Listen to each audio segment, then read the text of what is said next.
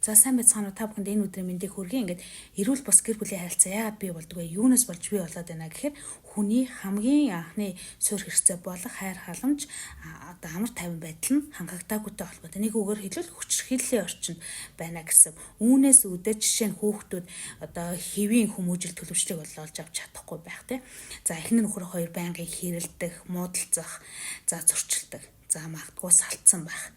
За гэр бүлийн гишүүдийн хин нэгэн гишүүн одоо аав ээж ч гэдэг юм ах эгч эсвэл өөрөө ч гэдэг юм хэд их архины хэрэглээтэй хэтрүүлэн хэрэглэдэг байнга хэрэглэдэг бол за мөн гэр бүлийн гишүүдийн хин нэг нь одоо таймыг цахим хэрэглээ ч гэдэг юм уу тоглоомд хэд их хатцсан бол за мөн эхнэр нөхөр хоёр бие бинийгээ ингээд байнга харддаг бол тий эдгээр зүйлүүдээс болоод одоо сэтгэл готролд орох, зан ааш нь өөрчлөгдөх, уур уцаартай болох ийм зүйлүүд бол ажиглагддаг.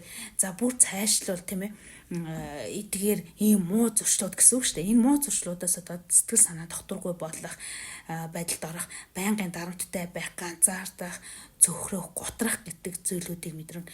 За мөн бүр энэ уур уцаар ч гэдэг юм эдгээр зүйлүүд нь өөрийн үндсэн үүргийг хүртэл алдагдуулахад үрдэг. Жишээ нь эцэг их хүүхээ үүргийг мартаад үр хүүхдээ хитрхи их одоо загнаж дарамтлагдаг байх жишээ нь тийм.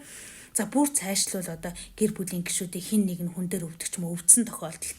За эдгээр үед эдгээр хүмүүс маань яадаг вэ гэр бүлийнхээ гишүүдийг одоо бие бинийгээ ойлгох ч гэдэг юм уу хүлээн зөвшөөрөх за итгэх одоо уур амьсгалыг зөөлрүүлэх харилцаа ойлголцох баяр хөөртэй байх сэтгэл тайван байх мэтчлэн ийм хэрэгцээнүүдийн хомсдолд орж эхэлдэг. Үүнээс үүдээд эрүүл бус гэр бүлийн харилцаа бий болдог.